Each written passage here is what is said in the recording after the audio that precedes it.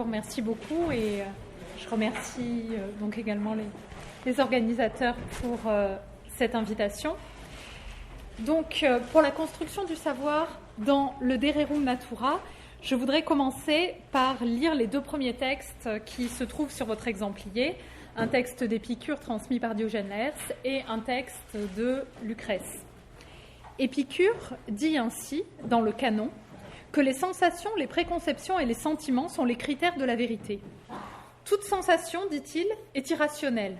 En effet, elle ne se met pas en mouvement par elle-même, et quand elle est mise en mouvement par quelque chose d'autre, elle ne peut rien y ajouter ni en enlever. Il n'existe rien non plus qui puisse réfuter les sensations. Une sensation ne peut réfuter une sensation du même genre, parce qu'elles ont une égale validité, ni une sensation d'un autre genre, parce que leurs domaines de discrimination ne sont pas les mêmes. Et la raison ne peut pas non plus réfuter une sensation, puisqu'elle dépend tout entière des sensations. Et une sensation individuelle ne peut en réfuter une autre, parce qu'elle commande toute notre attention. Voilà ce que dit Épicure. Lucrèce, tu découvriras que les sens formèrent les premiers la notion de vérité et qu'ils sont infaillibles.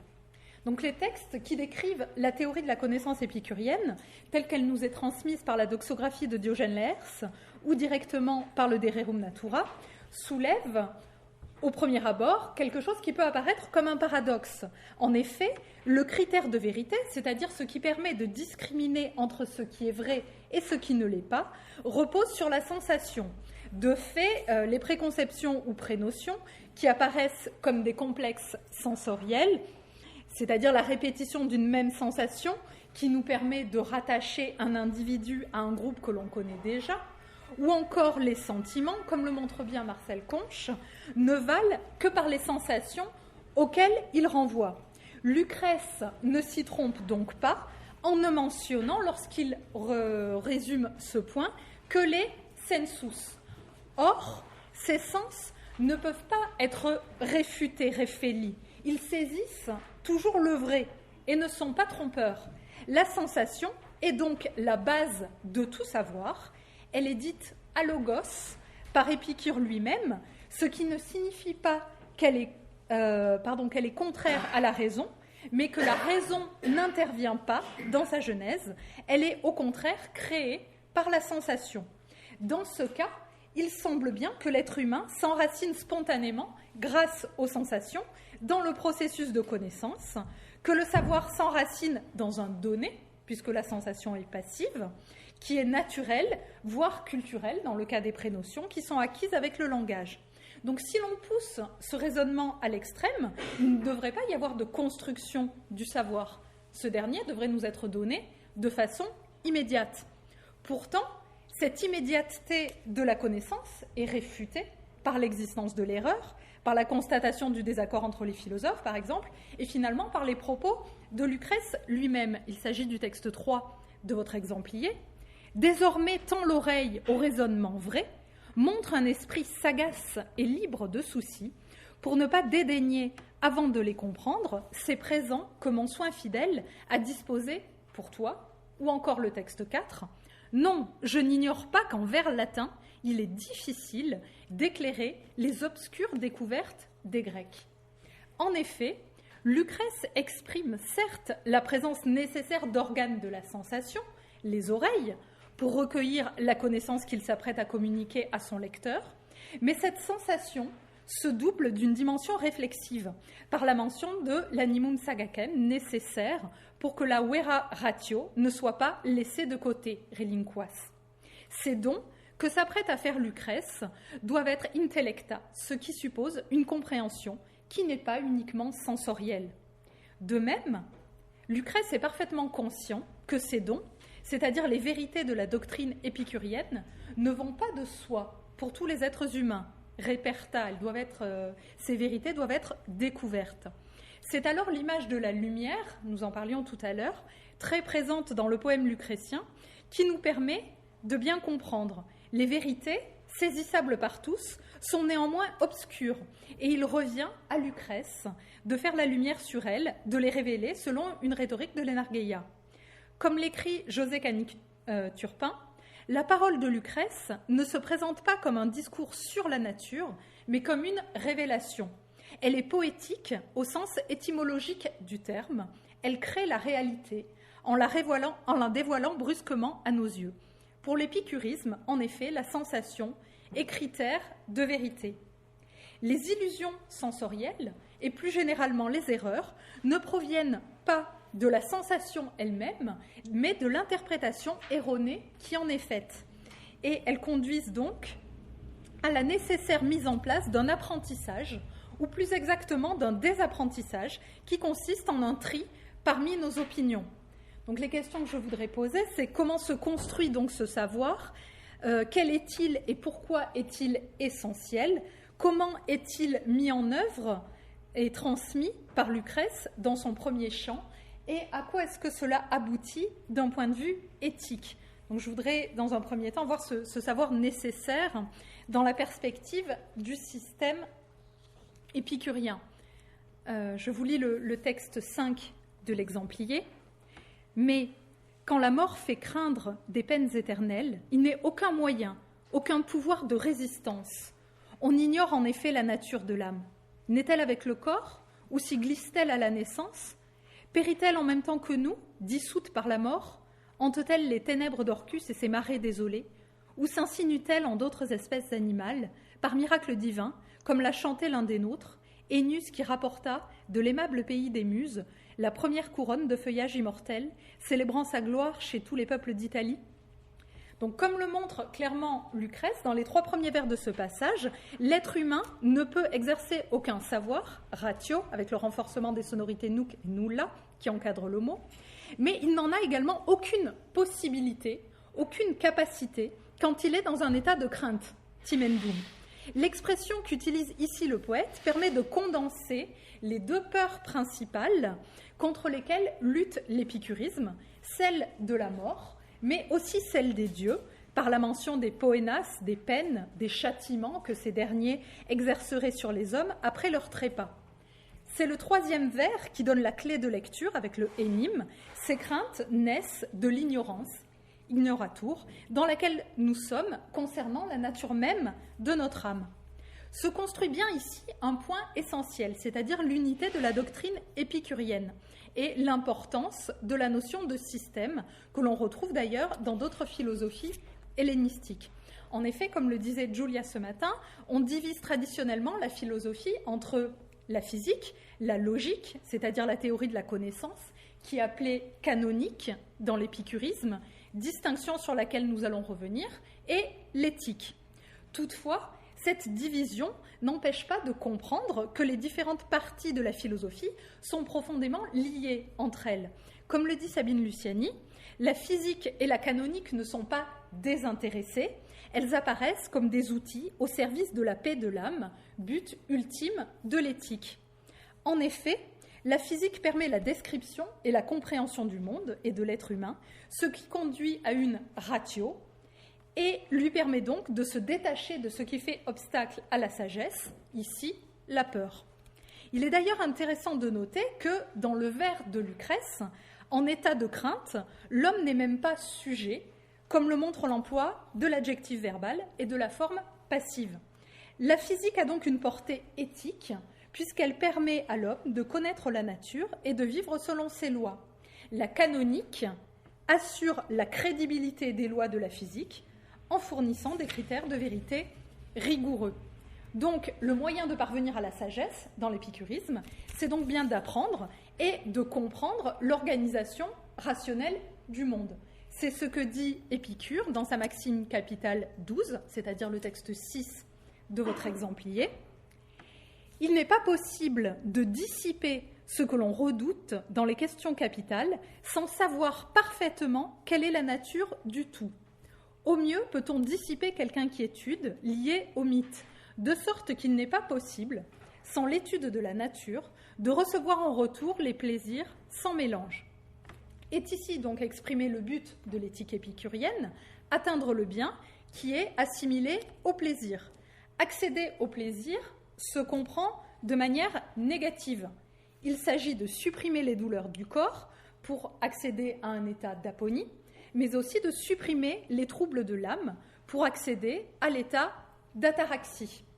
Le trouble principal qu'évoque Lucrèce, c'est celui de la peur, pour lequel il propose 2 remèdes, parmi les 4 du tétrapharmakos. Guérir de la crainte des dieux, puisqu'ils n'ont aucune responsabilité dans la création du monde et des hommes, ni avec les phénomènes terrestres qui peuvent apparaître comme effrayants, et également guérir de la crainte de la mort, puisqu'il ne peut y avoir d'expérience de la mort à la première personne, car la mort n'est que la dislocation d'un agrégat d'atomes.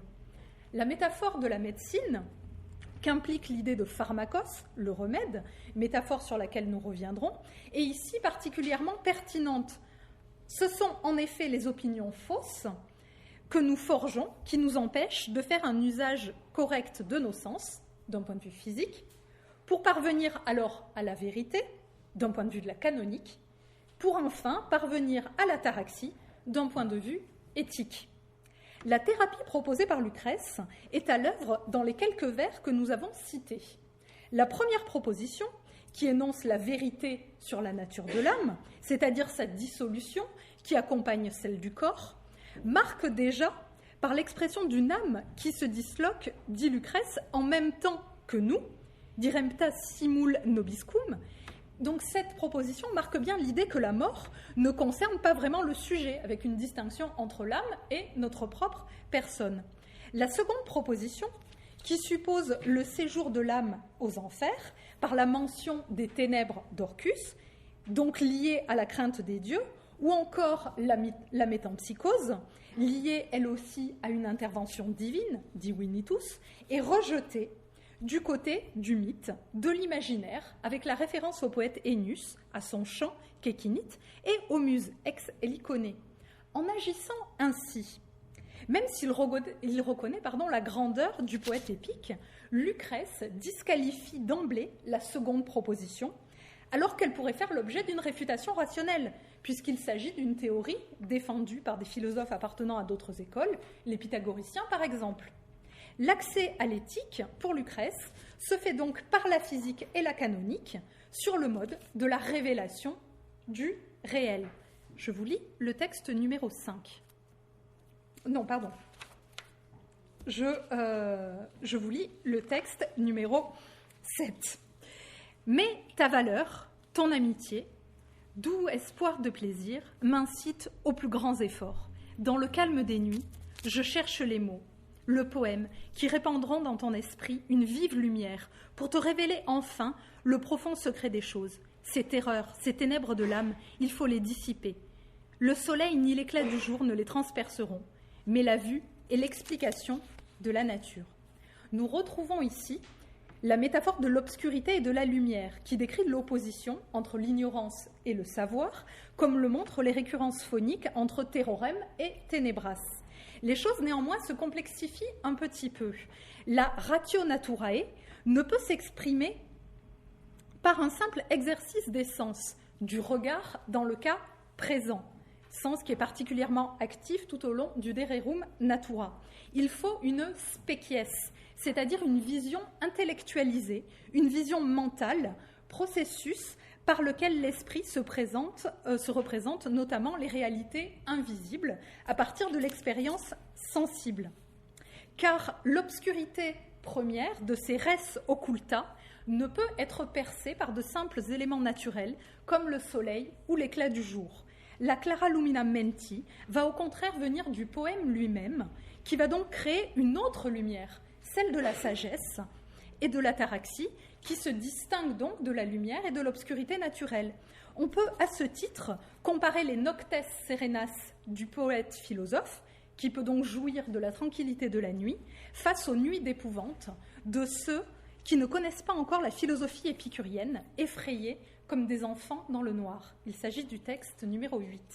Car, de même que les enfants tremblent et craignent tout dans les ténèbres aveugles, nous craignons en plein jour parfois des chimères aussi peu redoutables que celles dont les enfants s'effraient dans les ténèbres et qu'ils s'imaginent prêtes à surgir. Ces terreurs, ces ténèbres de l'âme, il faut les dissiper. Le soleil ni l'éclat du jour ne les transperceront, mais la vue et l'explication de la nature. Comme l'affirme Lucrèce lui-même, son intervention est donc indispensable pour permettre à son lecteur d'accéder à la vera ratio. À ce titre, il se doit de mettre en place une stratégie pour instruire et pour convaincre du bien fondé de ses propos, développant donc une canonique épicurienne qui va donc se développer d'un point de vue aussi bien logique que rhétorique. Donc je voudrais en venir ici à mon second point, voir comment construire une canonique et comment l'enseigner. Avant de revenir sur le terme même de canonique et sur ses implications, il convient de souligner un des premiers aspects de la stratégie pédagogique de Lucrèce, vous l'avez vu vous-même, c'est la répétition de certains vers. Donc, comme nous avons pu le voir dans le passage précédent, notre poète reprend à l'identique un groupe de vers qu'il positionne d'ailleurs à des moments stratégiques de son argumentation, puisqu'en fait les mêmes 7 vers reviennent également au début du chant 3, lorsque Lucrèce va aborder le point décisif de la peur de la mort, mais aussi à l'ouverture du dernier chant, dans le chant 6. Si l'on peut lire dans ces retours de vers une influence des vers formulaires et donc de la poésie épique d'Homère, à qui Lucrèce rend hommage tout en s'inscrivant dans une tradition gréco-latine, avec la mention d'Ennius que nous avions noté plus haut, avec ce maître épique également qu'il utilise lui aussi, il est évident que la répétition de ces vers, qui martèlent l'esprit du lecteur, comporte aussi une dimension pédagogique. De fait, la constitution de l'accès à la connaissance en une canonique, et non, comme pour les autres écoles philosophiques, en une logique, a une répercussion sur la méthode et sur le mode d'exposition de la doctrine. Là où la logique appuie donc son développement sur un raisonnement, le logos, la canonique, elle, se fonde sur un canon, c'est-à-dire sur une règle, sur un critère. Il s'agit d'un terme juridique qui désigne un élément, un instrument d'arbitrage, un moyen d'évaluer ce qui se présente comme vrai, juste, désirable, etc. La théorie de la connaissance épicurienne repose donc sur l'exhibition de normes, de certitudes, de critères de vérité. Cette conception a une influence sur la construction de l'argumentation de Lucrèce. Il ne met pas en place un raisonnement déductif ou des procédés discursifs de découverte, à la manière de ce que l'on peut voir dans des philosophies non dogmatiques comme le néo-académisme ou le scepticisme. Au contraire, ce qu'il va faire, c'est poser la règle, dont il va ensuite montrer la pertinence en s'appuyant sur des exemples, mettant en jeu les sensations, qui sont le critère absolu de la vérité. Donc pour illustrer mon propos, je voudrais prendre l'exemple de quelques séquences argumentatives du chant 1, qu'en fait les étudiants à l'agrégation pourront très facilement, je pense, transposer quel que soit le passage étudié. Donc alors, pour commencer, dans ce premier chant, donc Lucrèce veut démontrer que le monde est entièrement composé de 2 choses, des atomes et du vide. Pour ce faire, il va commencer par poser un premier principe, l'axiome selon lequel rien ne naît de rien, et son corollaire, rien ne retourne au néant, qui sera énoncé un petit peu plus loin en 1.237. Donc je vous lis le texte 9. Son principe, le voici, il nous servira d'exorde, rien ne naît de rien, par miracle divin. Donc ici est clairement énoncée une règle dont le caractère premier est doublement affirmé par les termes de principium et d'exordia. La règle, au fondement de l'organisation du monde, doit aussi être au début du discours. Pour justifier ces propos, Lucrèce va alors avoir recours à différents types de preuves. Texte 10.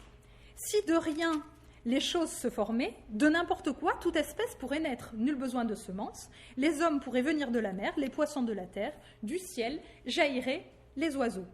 Le philosophe se fonde ici sur un raisonnement par l'absurde, comme le montre l'emploi du subjonctif imparfait, propre à marquer l'irréel du présent.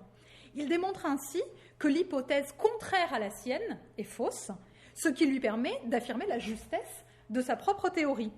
Il s'agit donc d'un raisonnement par affirmation de l'hypothèse contradictoire, appelé également raisonnement modus tollendo tollens. Lucrèce peut alors reprendre sa propre hypothèse, qui apparaît désormais comme démontrée, avant d'asséner de nouveau la règle. Il s'agit du texte numéro 11. Mais puisqu'ils sont formés de germes définis, aux rives lumineuses, chacun naît et surgit du lieu où réside sa matière et ses corps premiers, voici donc pourquoi tout ne peut naître de tout, les choses définies recèlent un pouvoir distinct. Nous avons ici une séquence argumentative complète, l'énoncé de la règle, l'évocation sur le mode narratif d'un monde absurde, où les hommes naîtraient par exemple de la mer, ce qui peut contribuer bien évidemment à la dénonciation épicurienne des mythes, au subjonctif imparfait donc, qui est l'inverse du monde réel, puis un retour au réel, qui est marqué par une opposition forte, at nunc, et le passage à l'indicatif, enfin l'énoncé, une seconde fois, de la règle. Nous retrouvons donc bien ici le procédé du martèlement et la stratégie de la révélation dont nous avions parlé plus haut. Lucrèce énonce une règle, nous décrit ce que nous ne voyons pas, l'inverse de sa règle, nous montre ce que nous voyons réellement, c'est-à-dire la justification de sa règle, qu'il rappelle enfin pour clore la séquence. Un autre type de preuve consiste en la confirmation par l'expérience sensible. Donc, à partir du vers 215, Lucrèce va retravailler sur le corollaire dont je vous parlais tout à l'heure, le corollaire de son principe, rien ne retourne au néant. Il s'agit du texte 12. Inversement, la nature dissout toutes les choses sans jamais réduire leur principe à néant. Ici encore, les articulations logiques sont fortement mises en avant. Ucacidit, Rorsum. Lucrèce met ensuite en place une argumentation par l'absurde.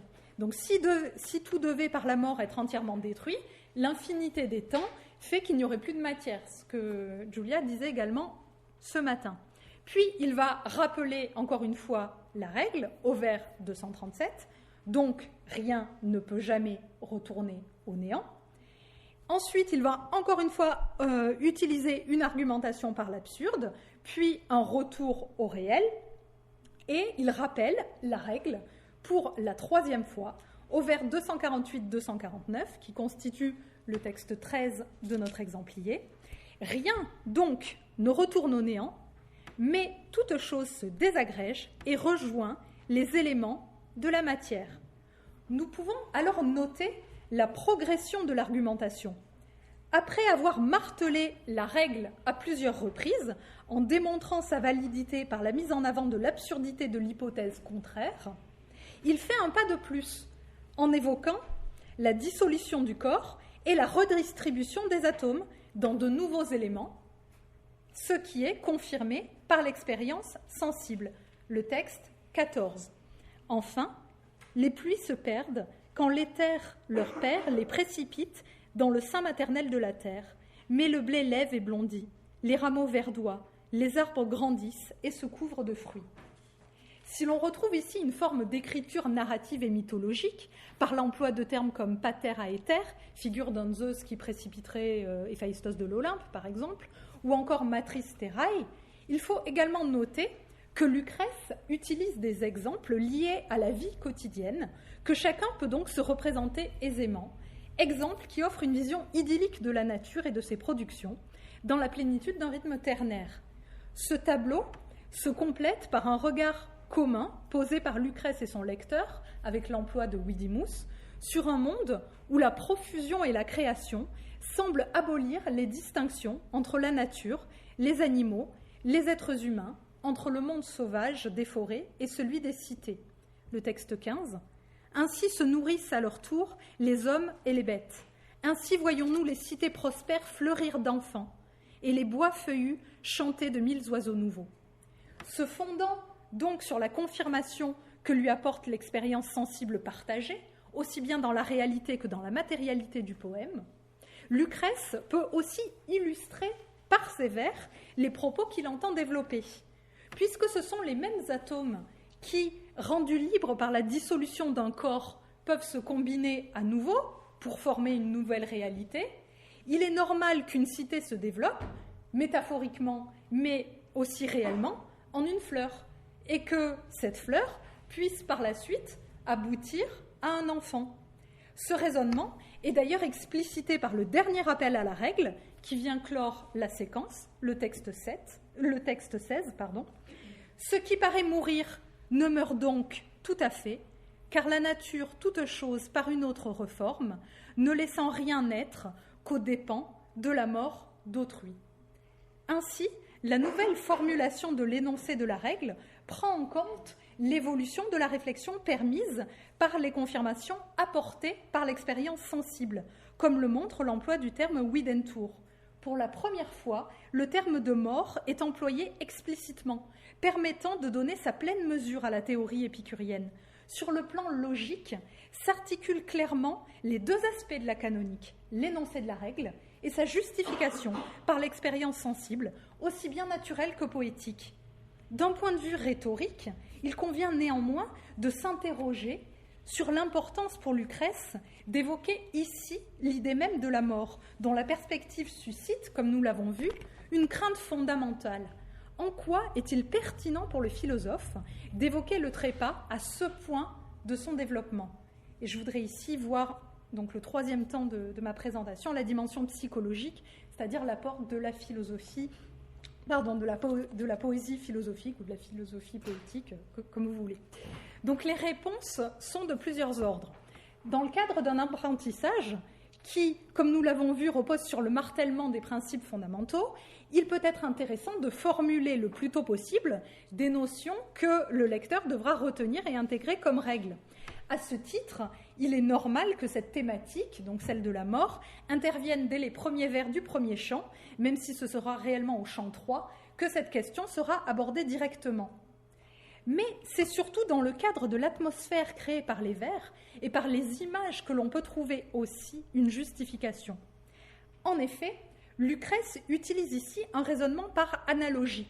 Il commence par décrire un monde radieux, qui n'est pas sans rappeler les premiers vers du poème dans l'hymne à Vénus, dont les animaux et les êtres humains sont d'abord exclus. Vous vous en souvenez, c'est le texte 14. Ce monde végétal est décrit sous le signe de l'équilibre. La chute de la pluie, praepikitavit, fait place à la croissance du blé, surgunt, et l'échelle du temps est celle du cycle apaisant et sans cesse recommencer des saisons, comme le montre le passage de la pluie à la naissance des premiers bourgeons, jusqu'à l'éclosion des fruits. Le cycle de vie naturel se fonde donc sur une harmonie particulièrement réconfortante. Donc Lucrèce met en place un raisonnement par analogie, lancé par le hinc alitur poro. Ce même cycle de naissance et de mort, commun à tous les corps, caractérise aussi les hommes et les bêtes. Ainsi, tout à l'atmosphère de plénitude, de beauté véhiculée par les images poétiques, le lecteur commence à intégrer que le destin qui est, comme il le voit dans les vers, celui de la nature, sera aussi celui de son propre être, et que cette certitude, loin d'être un objet de crainte, doit plutôt lui apporter l'assurance d'un renouveau perpétuel. Néanmoins, Lucrèce dose encore ses effets. Il ne confronte pas encore son lecteur aux images réelles de sa mortalité, pour lesquelles il n'est pas encore prêt. Et il préfère donc lui donner à voir le moment de la naissance et le moment de l'enfance, et il préfère donc utiliser l'exemple animal. Il s'agit du texte 17 de votre exemplier. Ainsi, grasses et lasses, dans les riantes pâtures, les brebis posent leur corps, et la blanche liqueur coule des mamelles gonflées. Ainsi la portée nouvelle, pattes tremblantes, folâtre dans l'herbe tendre, et joue, tête jeunette, enivrée de lait pur. Dans cette tendre description des fragiles agneaux jouant dans l'herbe auprès de leur mère, le lecteur est conduit à un double mouvement, celui explicite du plaisir esthétique pris à l'image poétique, mais aussi celui implicite de progression éthique dans le cadre de la doctrine épicurienne. D'une certaine manière, Lucrèce ancre en lui, sans qu'il en ait encore pleinement conscience, l'idée d'un plaisir, d'une absence de crainte dans l'idée du cycle de la vie, de la naissance, mise en avant, à la mort, passée sous silence, mais bien présente logiquement. On retrouve les mêmes procédés d'analogie et de décalage dans la représentation du passage du temps et donc du vieillissement. Il s'agit du texte 18 de votre exemplier. Puis, les retours du soleil multipliant les années, l'anneau au doigt s'amenuise d'être porté, la goutte d'eau creuse la pierre, le fer courbé de la charrue se ronge secrètement dans les champs. Le pavé des routes piétiné par la foule en présente l'usure, et devant les portes des villes, les statues de bronze montrent leurs mains droites amincies par le toucher fréquent des passants qui les saluent. De nouveau, face à une réalité qui pourrait être objet de crainte, car annonciatrice de mort, le vieillissement, Lucrèce va faire le choix du détour dans son argumentation. Il prend un exemple, encore une fois, à emprunter à la vie quotidienne, l'usure d'un anneau, qui, parce qu'il concerne un objet inanimé, ne peut attiser la crainte. Il propose alors un parcours sensitif à son lecteur pour lui permettre d'avancer peu à peu vers la réalité qu'il veut lui faire comprendre, son propre vieillissement, sans jamais néanmoins l'affirmer explicitement. En effet, Lucrèce nous conduit peu à peu aux portes d'une ville par l'image des champs, puis des pavés d'une route, puis de l'entrée de la ville, matérialisée par des statues. Le mouvement d'analogie entre les différentes réalités est mis en avant par le maintien des mêmes matériaux, le métal, celui de l'anneau, le fer de la charrue ou du bronze de la statue, ou encore la pierre creusée par la pluie ou des pavés piétinés par la foule. L'assimilation avec la situation de son lecteur, quel qu'il soit, paysan ou citadin, est de plus en plus forte, jusqu'à culminer dans l'exemple de la statue, image artistique et réifiée de notre propre corps, sans néanmoins aller jusqu'à expliciter le parallèle. Lucrèce crée donc, par le biais des images poétiques, une voie complémentaire d'accès à la sagesse, qui permet à son lecteur d'entrevoir la réalité des choses de façon bien moins anxiogène. Ce ressort psychologique crée également un autre type de rapport à la connaissance et à la vérité. Lucrèce ne conduit pas seulement une démonstration, mais aussi une opération de conviction. Il s'agit du texte 19. Mais il faut maintenant reprendre la trame des mots. La nature entière, donc, telle qu'en soi-même, est formée de ces deux choses, les corps et le vide, où ils sont placés, et se meuvent diversement. La sensation commune montre que le corps existe en soi. Si la foi en celle-ci n'est pas première, inébranlable, dans le domaine de l'invisible, aucune référence jamais ne pourra confirmer la seule théorie. Si Lucrèce affirme ici clairement, pour la première fois dans son poème, que c'est bien la sensation qui est le critère absolu de la connaissance, il faut noter que cette ratio s'accompagne néanmoins d'une fides, l'expression d'une confiance qui doit être accordée à ce principe, œuvre de la persuasion. C'est bien ainsi qu'il faut comprendre la fameuse métaphore du miel poétique, à partir des vers 930, toujours du chant 1, médecine administrée à des enfants qui refusent l'absinthe rebutante, comme les adultes refusent la ratio tristior. Comme l'explique bien Mireille Armisen-Marchetti, le projet de Lucrèce n'est pas seulement didactique, instruire, il est aussi parénétique, persuader. Il s'agit de captiver non seulement l'intelligence, mais tout le psychisme du lecteur, afin de le convertir, c'est-à-dire de modifier ses valeurs éthiques et sa conduite. Même si les adultes ne sont plus, comme la représentation des enfants conduit à le penser, des êtres instinctifs qu'on ne peut raisonner, ils tirent néanmoins profit, eux aussi, d'un propos suavis et dulcis, qui parle du plaisir tout en procurant du plaisir, apaisant les craintes du lecteur, le poussant à continuer sa lecture et, ce faisant, consolidant son savoir de la philosophie épicurienne. Pour conclure, si la physique développée par l'épicurisme est résolument matérialiste, en refusant toute transcendance et en expliquant l'univers à partir de la matière dont il est constitué, et que les critères d'accès à cette connaissance semblent eux aussi donnés directement par le biais de la sensation, force est de constater que la construction du savoir ne va pas de soi néanmoins. En effet, les êtres humains, en état de crainte, ne sont pas capables de mener une bonne appréhension du réel. À ce titre, Lucrèce va mener aussi bien une œuvre de didactique que de parénétique, en martelant les axiomes de la pensée épicurienne, en les confirmant ou en les infirmant par des exemples tirés de la réalité concrète de la vie quotidienne. Il va ancrer chez son lecteur une nouvelle compréhension du monde qui lui permettra d'accéder à la fin de toute philosophie, la vie heureuse, délivrée des soucis et des craintes. Le rôle du poète-philosophe est donc essentiel pour guider son lecteur, l'éclairant, lui révélant ce qui est pourtant sous ses yeux et qu'il n'est pas capable de voir sans son aide. Voilà donc à quel savoir tu seras conduit sans grand-peine, car la clarté, se répandant de proche en proche, point de nuit aveugle pour te dérober le chemin.